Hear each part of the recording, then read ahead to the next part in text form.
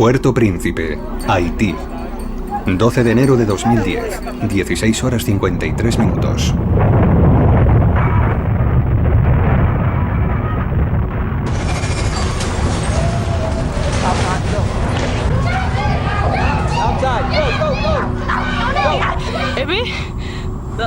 ¡Es el fin del mundo!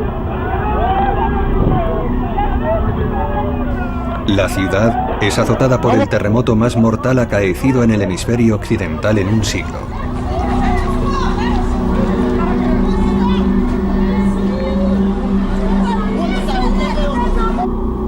En menos de un minuto, esta concurrida metrópoli queda reducida a escombros. Hay 233.000 muertos, además de millones de heridos y huérfanos.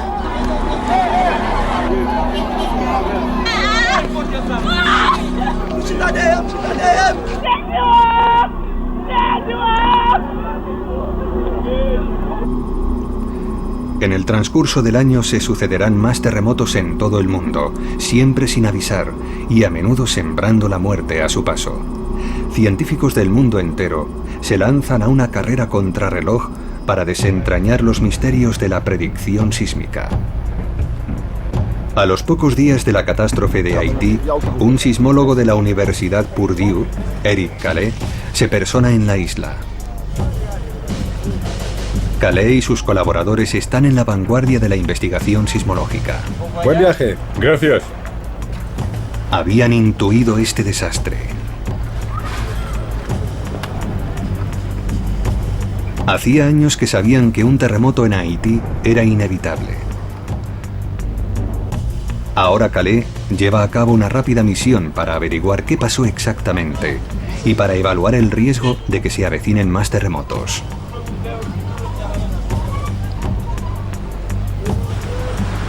Lleva más de una década repartiendo rastreadores GPS por todo Haití para monitorizar los desplazamientos tectónicos que tienen lugar bajo la isla.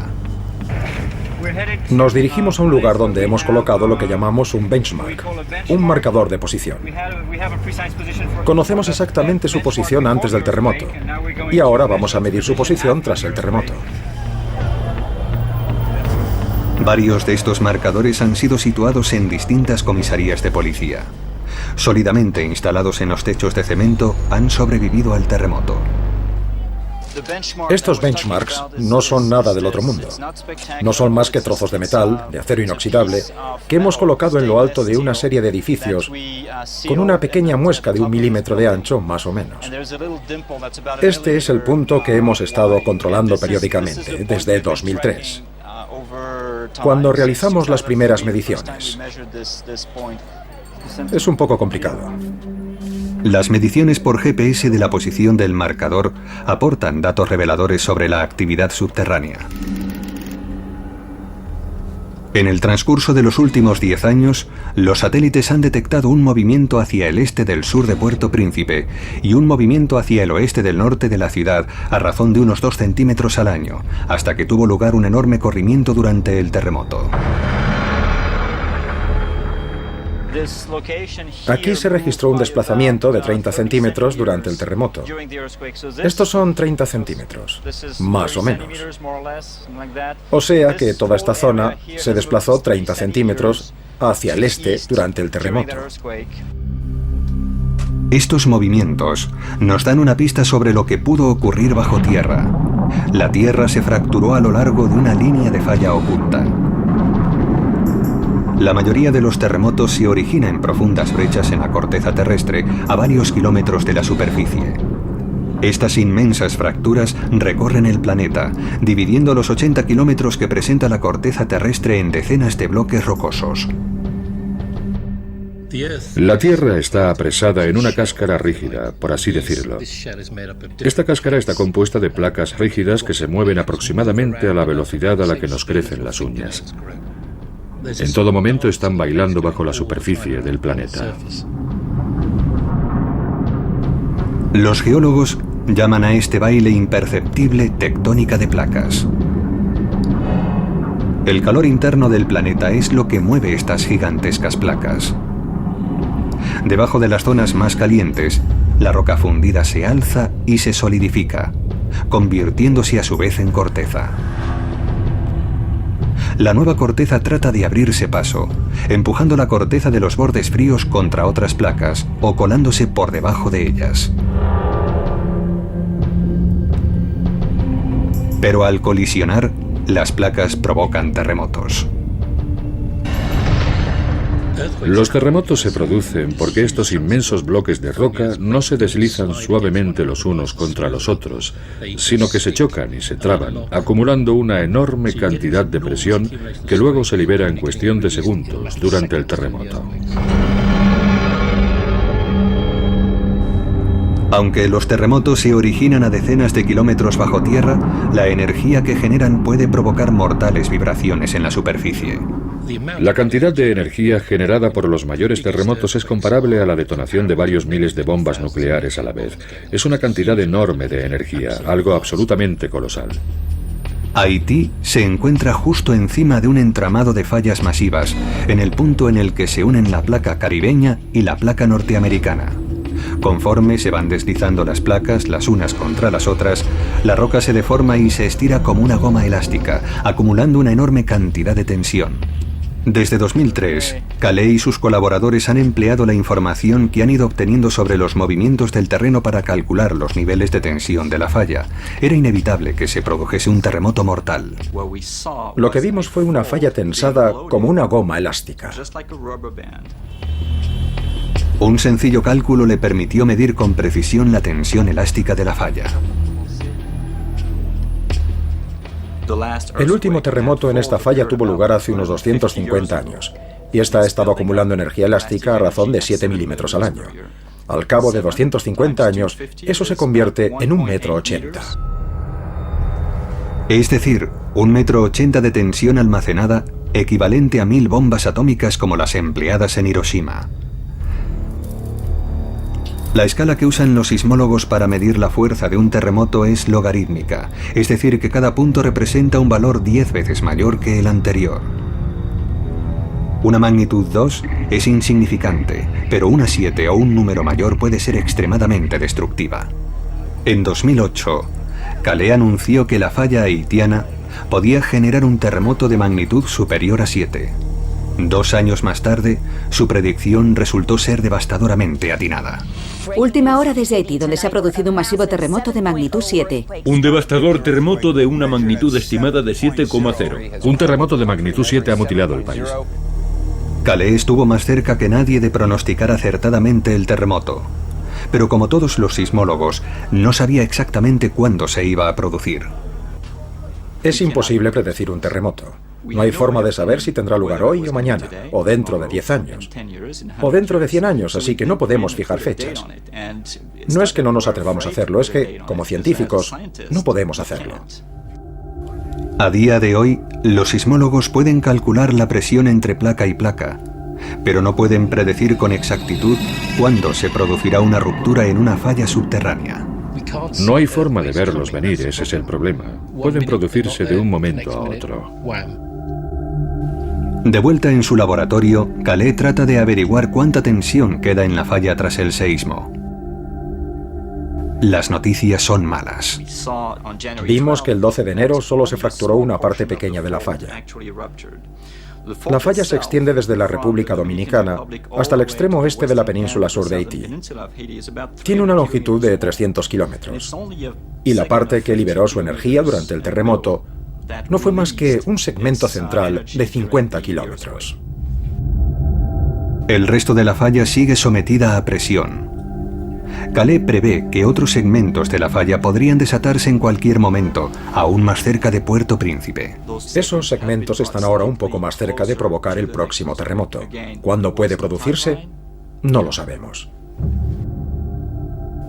Y Puerto Príncipe no es el único punto del planeta en ese trance. Hay fallas activas vulnerables en todo el mundo, y cuanto más rápido se mueven las placas subyacentes, más probable es que se produzca un terremoto. En Oriente Medio, en Sudasia, en China, en la cuenca del Pacífico. A falta de pronósticos fiables, estas zonas podrían convertirse en algunos de los lugares más mortales del mundo. Y no nos olvidemos de California. hogar de la falla de San Andrés.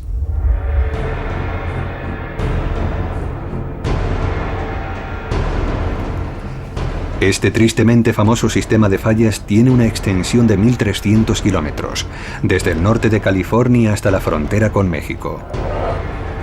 Al igual que la brecha que se abre debajo de Haití, se trata de una falla de desgarre, una falla vertical en la que las placas se deslizan horizontalmente. Solo que aquí, las placas se mueven a una velocidad casi 3 veces mayor, desplazándose unos 2,5 centímetros al año y provocando periódicamente poderosos terremotos. Algunas porciones del sur llevan más de 150 años inactivas. Pero en la actualidad, las mediciones por satélite señalan una acumulación de energía equivalente a 3.000 bombas nucleares. El próximo movimiento de la falla podría ser el definitivo, y se cebaría con la región de Los Ángeles. Tom Jordan, del Centro de Terremotos del Sur de California, lleva años preparándose para este terremoto. Tenemos a unos 800 científicos colaborando en una serie de proyectos tratando de comprender realmente los terremotos del sur de California. Estamos encima de un sistema de fallas muy complejo y activo que representa un grave riesgo para los 20 millones de personas que vivimos aquí. Estamos en el país de los terremotos. No sabemos cuándo tendrá lugar el próximo terremoto, pero no podemos hacer nada para evitarlo. El último terremoto letal en la falla de San Andrés tuvo lugar en 1994. El terremoto de Northridge, que acabó con la vida de más de 60 personas y provocó daños por valor de $20.000 millones. Y se trataba tan solo de un terremoto de magnitud 6,7. Según Jordan y su equipo, los niveles de tensión observados indican que un deslizamiento en la falla principal provocaría un terremoto 30 veces mayor. La ciudad representó recientemente el peor escenario posible. En 2008 desarrollamos un ejercicio llamado la Gran Sacudida del Sur de California. Nos imaginamos que se producía en la falla de San Andrés un terremoto muy importante de magnitud 7,8 y que afectaba al este de Los Ángeles, y nos preguntamos qué pasaría si ocurriese. Las conclusiones: más de $200.000 millones en daños, millones de desplazados y miles de muertos. Si se hubiese producido realmente este terremoto, se habrían derrumbado muchos edificios. Sabemos que no habría agua en muchas zonas. En eso consiste este simulacro. Si los científicos están en lo cierto, millones de personas podrían estar enfrentándose a un desastre inevitable. Podría decirse que la falla de San Andrés está lista para entrar en acción en cualquier momento. Con tanto en juego, algunos sismólogos han empezado a investigar nuevos métodos de predicción, adentrándose en las fallas más peligrosas. Están aprendiendo a prestar atención a los indicios.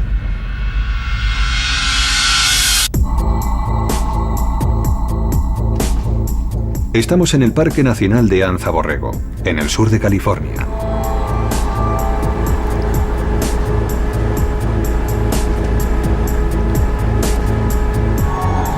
Esta torre de perforación se hunde en la tierra en busca de algo mucho más valioso que el gas o el petróleo. Forma parte de un ambicioso proyecto, el santo grial de la sismología: detectar actividades subterráneas que puedan avisarnos del próximo terremoto importante.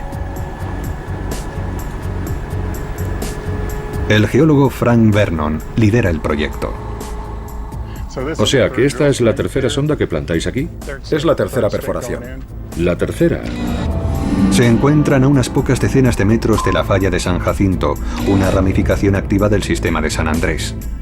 Ha habido muchos terremotos en esta zona. Hemos tenido 4 de magnitud 5 en los últimos 10 años. Solemos tener uno de magnitud 4 al año y otro de magnitud 3 al mes. Hace 4 días tuvo lugar uno de magnitud 5,6 a 10 kilómetros de aquí. Es un lugar excepcional. Por eso estamos trabajando aquí.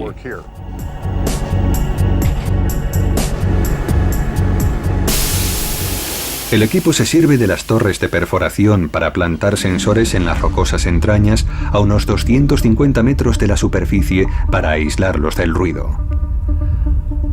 A medida que se van comprimiendo y retorciendo las placas de corteza terrestre a lo largo de la línea de falla, provocan pequeños temblores y cambios de presión que son detectados por los sensores.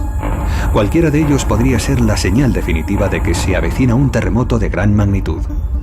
Estas perforaciones nos permiten medir los cambios en la morfología del terreno. Cada vez que se produce un terremoto se pueden apreciar cambios en la morfología del terreno, cambios leves, pero que podemos observar. Si lograsen observar un temblor o un cambio de presión, característico de un terremoto de gran magnitud, habrían dado con lo que buscaban. Pero no es tarea fácil. En el transcurso de los 2 últimos años, el equipo de Frank ha acribillado el terreno con un número cada vez mayor de estaciones de medición subterráneas. Han registrado pequeños terremotos y una cantidad ingente de señales precursoras. Están lanzados a una carrera contrarreloj en busca de la señal definitiva, pero aún les queda mucho trecho.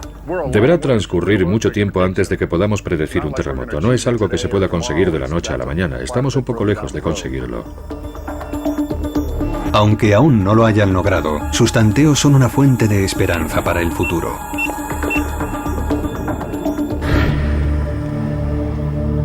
Pero mientras los científicos se afanan por predecirlos, los terremotos siguen produciéndose. A unas pocas semanas del terremoto de Haití, 2010 asiste a otro seísmo masivo. Chile, América del Sur. 27 de febrero de 2010, 3 de la madrugada.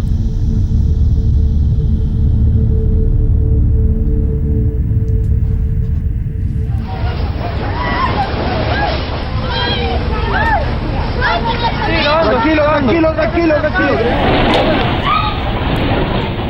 Este terremoto alcanza la increíble magnitud de 8,8. Es el quinto más importante jamás registrado. El amanecer revela la amplitud de los daños. 500.000 de viviendas arrasadas y cientos de muertos. El terremoto es tan violento que llega a acelerar la rotación del planeta, reduciendo la duración del día en 1/1000ª de segundo. Fue prácticamente 500 veces mayor que el seísmo de Haití. ¿Por qué fue tan poderoso este terremoto?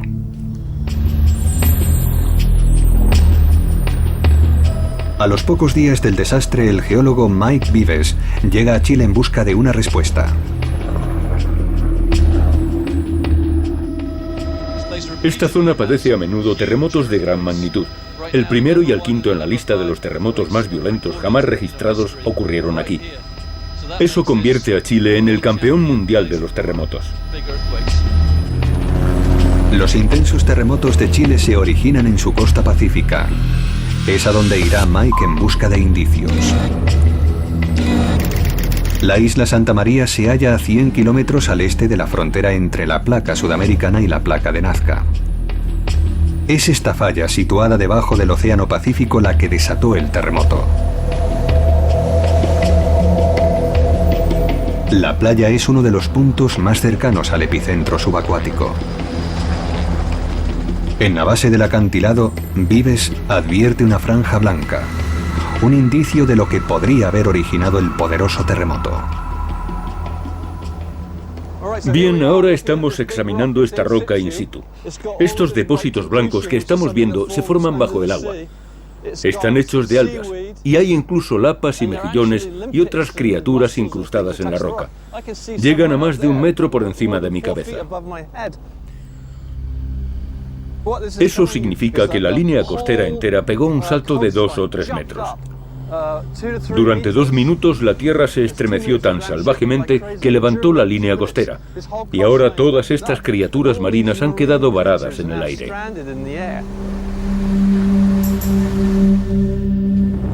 La tierra saltó 2,5 metros porque las placas no están yuxtapuestas, como en las fallas de desgarre presentes debajo de Haití y California, sino superpuestas. Es lo que se conoce como subducción. Durante la ruptura de la falla, la placa superior es propulsada hacia arriba, provocando un poderosísimo terremoto. En el caso de la subducción de placas, la placa superior queda atrapada en la placa que la está empujando, y con el paso del tiempo se acaba acumulando una enorme cantidad de energía. La extensión de las áreas involucradas y la fuerza de las sacudidas justifica el nombre de estos épicos terremotos. Son conocidos como megaterremotos y tienen un escalofriante efecto secundario: los tsunamis. El empuje del terremoto levanta el mar, creando una ola gigante. La ola atraviesa el océano a más de 800 kilómetros por hora, arrasando todo a su paso. En 2004 se produjo un megaterremoto de magnitud 8,8 a 160 kilómetros de las costas, provocando el tristemente famoso tsunami del Océano Índico, que acabó con la vida de casi 250.000 personas.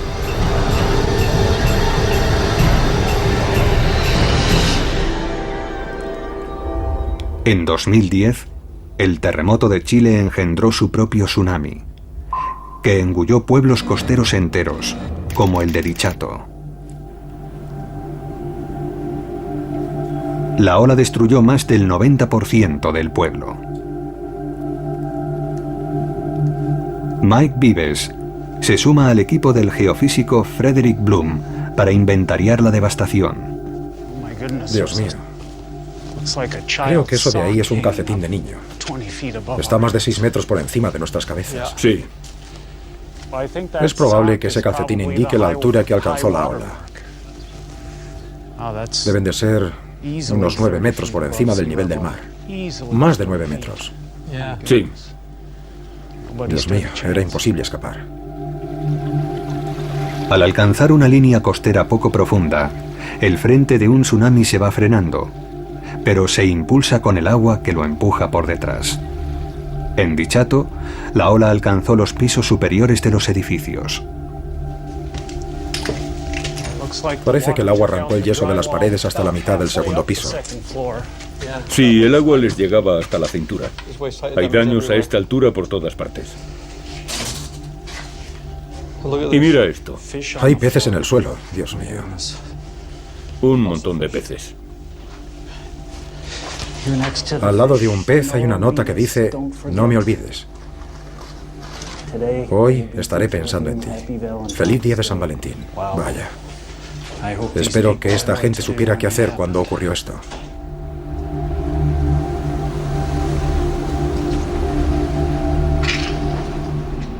La altura de la ola explica su poder destructivo. Una ola de 9 metros ejerce una presión equivalente al peso de un tanque de combate. Al adentrarse en tierra firme, arrasa todo a su paso, destruyendo edificios y socavando cimientos. Cuando hacía surf, nos enseñaban que 1 metro cúbico de agua pesa aproximadamente 1 tonelada. En este caso estamos hablando de una ola de 9 metros, así que representa una fuerza tremenda. Es como una muralla de agua que se te echa encima. Solo los edificios más fuertes pueden resistir una presión semejante. Es sencillamente imparable.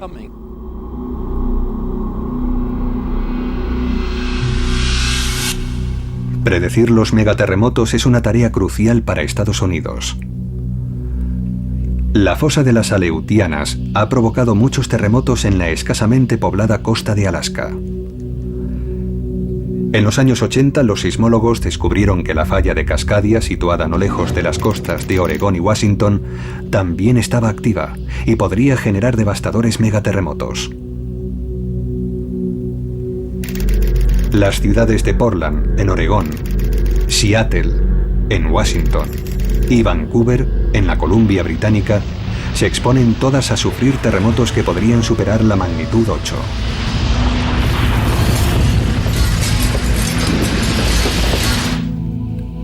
Predecir la probabilidad del siguiente terremoto en Cascadia es un asunto vital. Es difícil hallar indicios en tierra firme, pero es posible encontrar una respuesta bajo el agua, hundida en el barro. Una cámara frigorífica en la Universidad Estatal de Oregón. Estas probetas, conservadas a unos pocos grados por encima de la temperatura de congelación, contienen indicios de todos los terremotos que han azotado la región a lo largo de los últimos milenios. Constituyen la preciada colección del profesor Chris Goldfinger. Básicamente es una biblioteca de sedimentos, de muestras de sedimentos recopilados en expediciones oceanográficas en los últimos 50 años más o menos. Estas muestras nos aportan datos sobre el paleoclima y, en mi caso, los terremotos. Goldfinger lleva una década recopilando sedimentos de la zona de subducción de Cascadia a lo largo de las costas, perforando el fondo marino para extraer columnas de sedimentos. Pero cada sedimento cuenta la historia de un terremoto. Están formados por capas sucesivas de depósitos arenosos acumulados durante larguísimos periodos de tiempo. Miles de años de historia encerrados en unos pocos metros de barro. Básicamente son como una cassette, como una grabación de todo lo que ocurre en un lugar. Estos sedimentos graban todo lo que ocurre en el fondo oceánico. Está buscando indicios de antiguos corrimientos que le permitan predecir el próximo terremoto en la falla de Cascadia. Tiene que averiguar con cuánta frecuencia ocurrían en el pasado. Los terremotos subacuáticos provocan inmensos corrimientos que tapizan el fondo oceánico. Depositan unas capas arenosas características que Goldfinger puede identificar en sus muestras. Esta capa corresponde a un corrimiento producido por un megaterremoto. Si nos fijamos en la base de esta capa de arena, es una base muy afilada. Es un indicio revelador del tipo de depósito que se forma justo después de un terremoto.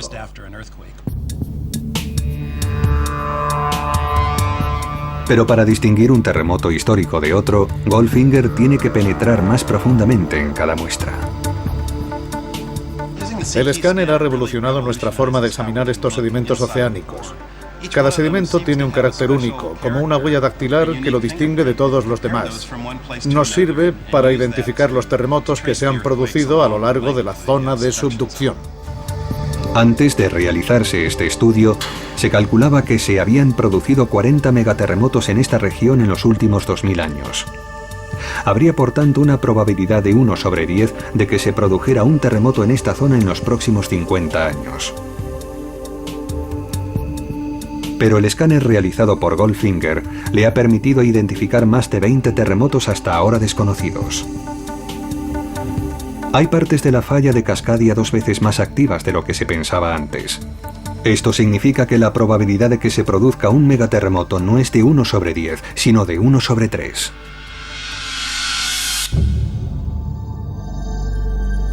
No se trata tan solo de una posibilidad remota, es muy plausible. Estas cifras significan que hay bastantes probabilidades de que vivamos para ver un megaterremoto.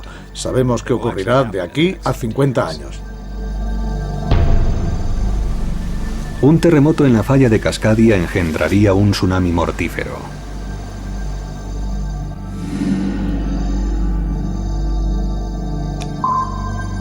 En la línea de frente se encuentran pueblos costeros de Oregón como el de Cannon Beach.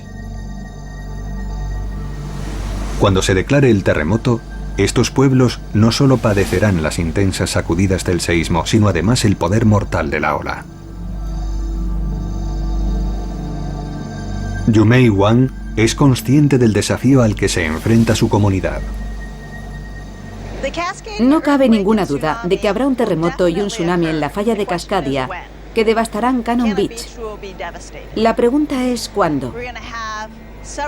La tierra temblará durante unos cuantos minutos y a los 20 minutos más o menos el tsunami engullirá la ciudad.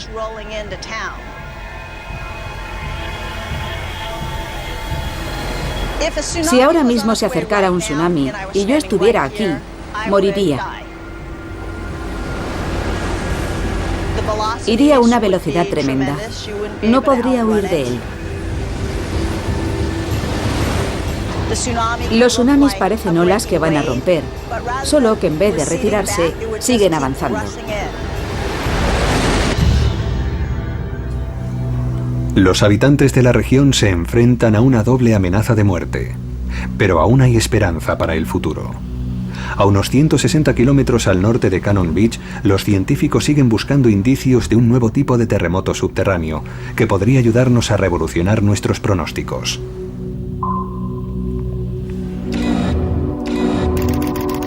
Península Olímpica, Washington.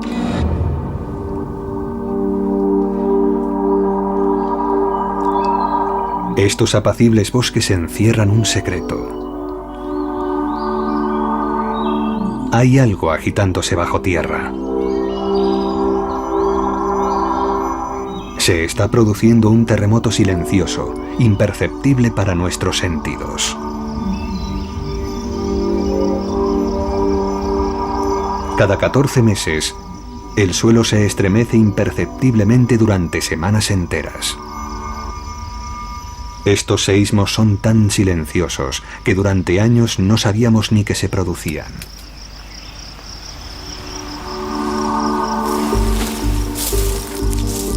Pero ahora los científicos los están rastreando. Y lo que están viendo bien podría ser el futuro de la predicción de terremotos. Debería estar por aquí. Ya lo veo. Ken Krieger, de la Universidad de Washington, lleva años rastreando estos terremotos silenciosos.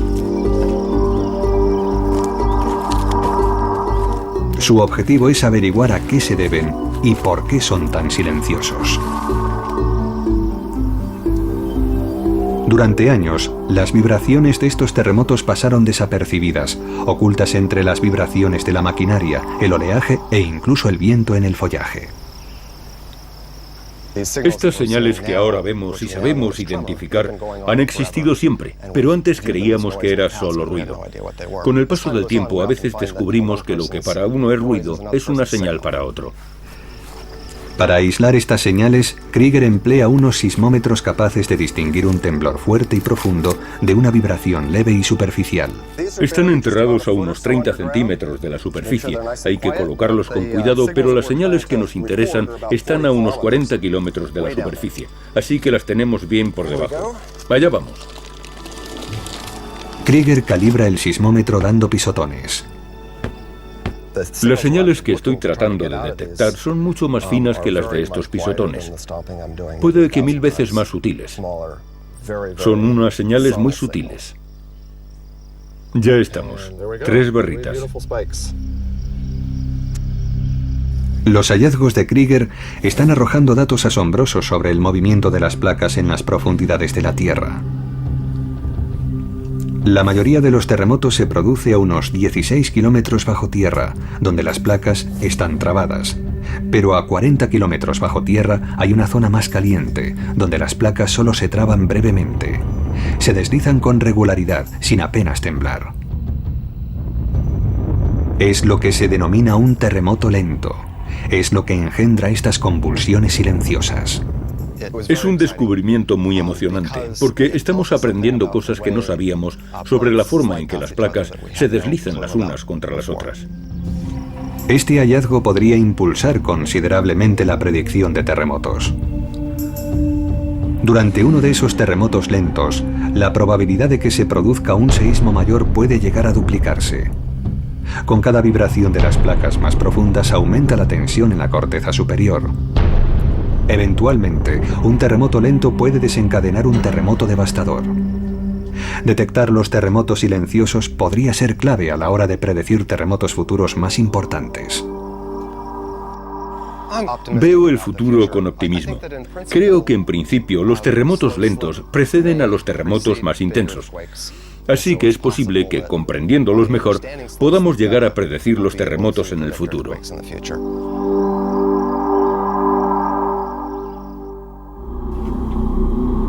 La investigación de este tipo de terremoto está dando sus primeros pasos. Por el momento, los sismólogos se basan en otros factores locales para determinar el grado de probabilidad de un terremoto. Los terremotos pueden desencadenarse a raíz de otros terremotos que se han producido en la misma falla. La energía liberada en el transcurso de un terremoto puede desplazarse por la falla y abrirla como si se tratase de una cremallera. El primer terremoto transfiere su tensión a la siguiente porción de falla y precipita el momento de la ruptura, provocando otro terremoto que hace lo mismo a su vez con la siguiente porción de falla. Esta clase de efecto dominó también ha sido observado recientemente cerca de la frontera entre Estados Unidos y México. Mexicali, 4 de abril de 2010.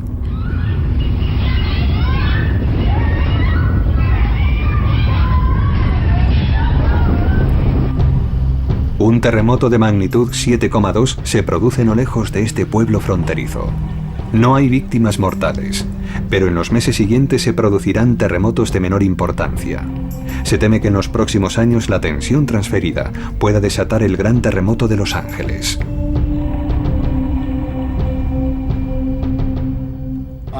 Soy algo aprensivo al respecto. Estamos un poco nerviosos porque esto podría indicar una ruptura importante en una de las fallas del sur de California. Creo que la probabilidad de que se produzca un terremoto importante es muy elevada. ¿Pero podría ocurrir que los niveles de alerta sísmica aumentaran globalmente? ¿Y si los recientes terremotos de Haití, Chile y México tuvieran que ver con un incremento global de la actividad sísmica?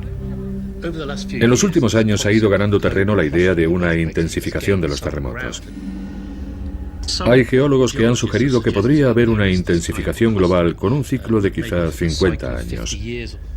Esto estaría relacionado en cierta medida con los cambios de presión que ha padecido la corteza terrestre. Puede que estén ocurriendo ciertos fenómenos que causen que haya más terremotos. Pero no hay pruebas de que esta intensificación global fuese un factor determinante en 2010. La actividad sísmica estaba en los niveles normales. El terremoto de Haití era de magnitud 7. No es un suceso infrecuente. Hay decenas como ese al año. En cuanto a los terremotos más intensos, como el de Chile de magnitud 8 y más, puede producirse uno al año.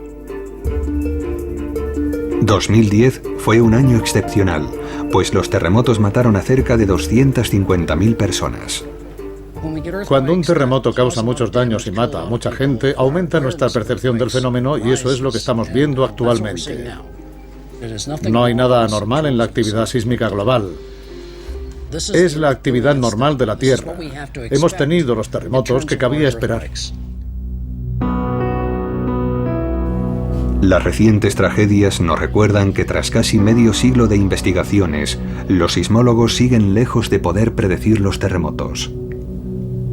Algunos piensan que es una tarea imposible. Hace 30 o 40 años éramos bastante optimistas. Creíamos que la predicción de terremotos estaba a la vuelta de la esquina, que toda la información que habíamos recabado y todo lo que sabíamos sobre los terremotos nos permitiría llegar a predecirlos. Y lo cierto es que quizá no lleguemos nunca a predecir los terremotos con un alto grado de certidumbre. Pero la certidumbre es vital si se quiere tomar medidas para proteger a la población. Para que una predicción sea mínimamente útil, tenemos que estar seguros de que el terremoto va a ocurrir. No vale con una probabilidad del 50%. No se puede evacuar una ciudad y causar una grave perturbación en la población, la industria, el comercio y todo lo demás en base a una probabilidad del 50%. Para que una predicción nos sirva de algo, tiene que ser 100% segura. Pero las predicciones fiables no son la única opción. Hasta unos pocos segundos de preaviso pueden salvar vidas. Los propios terremotos lo hacen posible porque engendran su propia señal de alarma.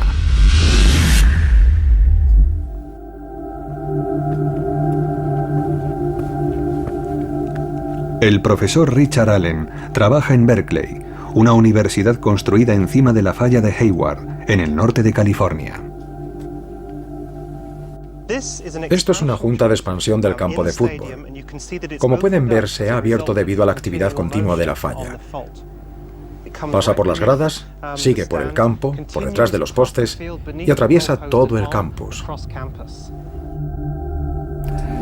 La falla de Hayward es paralela a la de San Andrés, situada al otro lado de la bahía de San Francisco. La posición de Berkeley convierte la universidad en un centro perfecto para Shake Alert, el primer sistema de alerta sísmica de Estados Unidos. Los terremotos generan dos tipos de ondas sísmicas que se irradian a gran velocidad. Las ondas primarias, u ondas P, se mueven más rápido, pero apenas causan leves sacudidas. viajan un 60% más rápido que las ondas secundarias u ondas S. Estas últimas son las que sacuden la superficie, causando los terremotos. De ahí procede ese crucial tiempo de ventaja del que disponemos. Si se produjese una ruptura en la falla de San Andrés, las ondas P atravesarían la zona de la bahía a unos 7 kilómetros por segundo. Podemos detectarlas y lanzar un aviso antes de que llegue la onda S, mucho más lenta, que es la causante de todos los daños.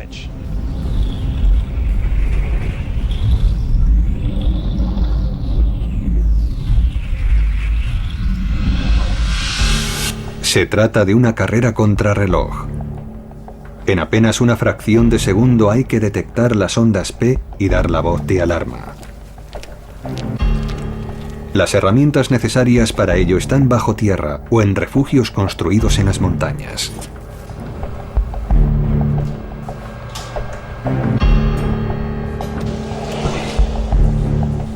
Este búnker se construyó después de la Segunda Guerra Mundial para supervisar las pruebas nucleares. Lo usamos para nuestras investigaciones.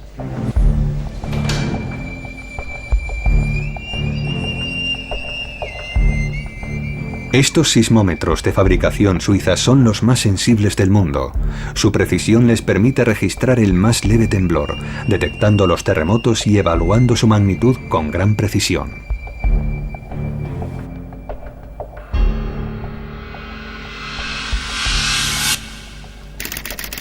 Allen y su equipo han construido un vasto entramado de más de 400 sismómetros repartidos por toda la geografía californiana.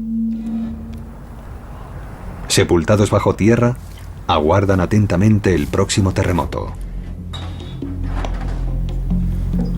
Listos para hacer sonar la alarma en cuanto detecten una onda P. Cada una de estas estaciones hace muestreos de los movimientos subterráneos a razón de 100 por segundo. Si disponemos de ordenadores lo bastante veloces y algoritmos lo bastante eficaces, podemos procesarlo todo simultáneamente en cuestión de unas fracciones de segundo. La velocidad de una señal de aviso electrónica es mucho mayor que la de las ondas S, proporcionándonos una ventaja vital para dar la voz de alarma. Los sistemas de alarma basados en las ondas P ya funcionan en países de alto riesgo sísmico, como Japón. Al ser detectadas, automáticamente los trenes se detienen, los conductos de gas se sellan y se disparan las alarmas en colegios, comercios y hogares. Si se estableciese el sistema Shake Alert, los californianos también podrían tomar medidas de protección. No quiero que me sorprenda el próximo gran terremoto. Antes prefiero que me sorprenda una alarma en mi teléfono diciéndome que se avecina un terremoto para que pueda refugiarme debajo de mi escritorio. Alerta de terremoto en 5 segundos. Me parecería muy razonable que se instaurara este sistema en California de aquí a unos 5 años. Pero hay limitaciones. Si el terremoto se origina a varios cientos de kilómetros, Shake Alert puede darnos hasta 2 minutos de aviso, pero cuanto más cerca se encuentre, menos tiempo de ventaja tendremos. Los sistemas de alarma basados en las ondas P ayudan, pero no son la respuesta. Si estamos en pleno epicentro, los detectores no nos sirven de nada. El terremoto nos golpearía sin darnos tiempo para reaccionar.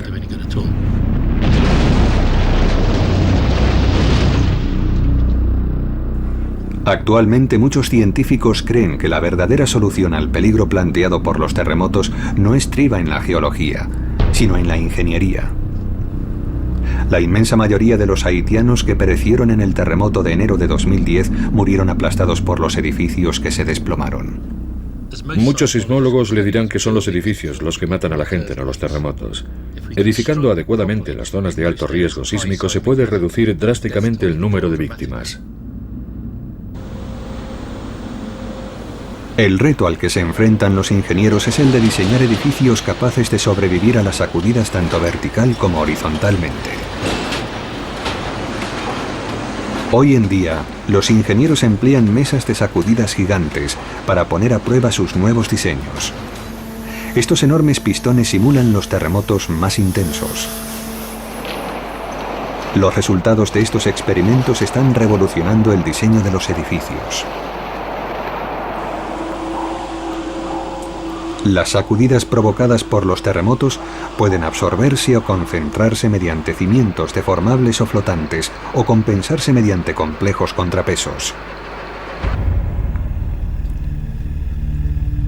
Se puede construir un rascacielos sin miedo en algunas de las regiones más activas tectónicamente del planeta. En Estados Unidos, al igual que en la mayoría de países desarrollados, la edificación en zonas sísmicas está sometida a una serie de códigos de construcción. Pero hay lugares como la costa del noroeste del Pacífico donde los desafíos arquitectónicos son aún mayores. Aquí los edificios han de vérselas con otro enemigo, los tsunamis. En toda esa línea costera se plantea el problema de las olas que vienen después del terremoto, y no estoy seguro de que las comunidades estén preparadas para ello.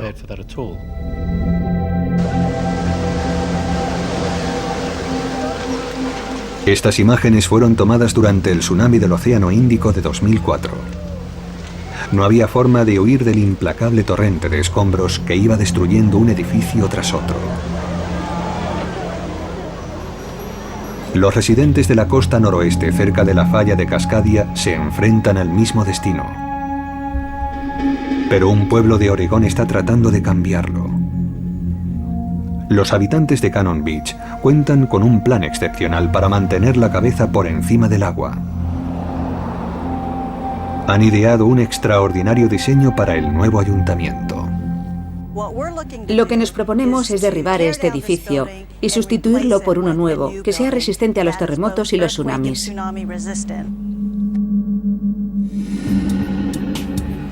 Este diseño se conoce como un refugio de evacuación vertical de tsunamis.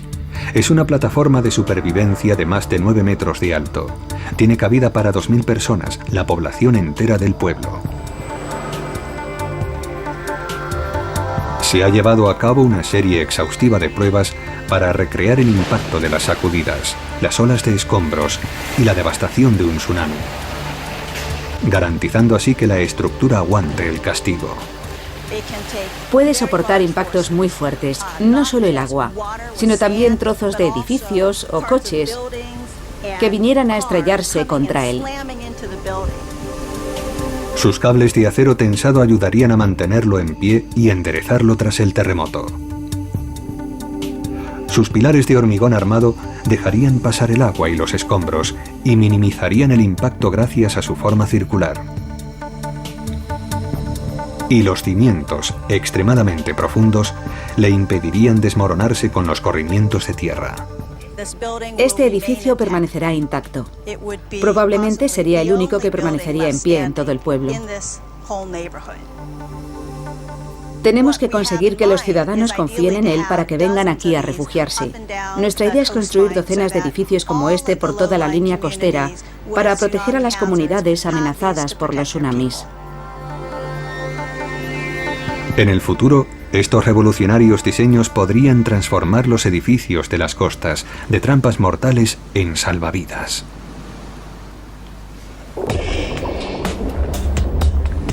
En el último cuarto de siglo, los sismólogos han hecho avances considerables en nuestra comprensión del cómo y el porqué de los terremotos. Y han sido capaces de determinar dónde, y a veces incluso cuándo se producirían. Los desastres de 2010 han demostrado que las predicciones siguen siendo inciertas, pero el saber recabado por los especialistas puede aumentar efectivamente nuestra seguridad. No creo que se pueda pretender llegar a domar los terremotos. Tenemos que vivir con ellos. Son fenómenos naturales. Se han producido a lo largo de toda nuestra historia y seguirán produciéndose. Lo esencial es que seamos capaces de convivir con los terremotos y recobrarnos de los daños que puedan causar. Hemos de desarrollar comunidades resistentes, capaces de enfrentarse responsablemente a estos fenómenos. Hay que evitar que los desastres se conviertan en catástrofes.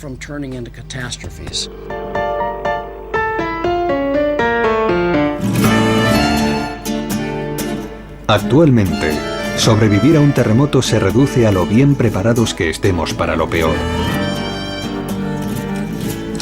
Mientras los sismólogos no hagan avances decisivos en la predicción, las comunidades deberán estar listas para lo inesperado, porque el siguiente terremoto podría golpearnos en cualquier momento.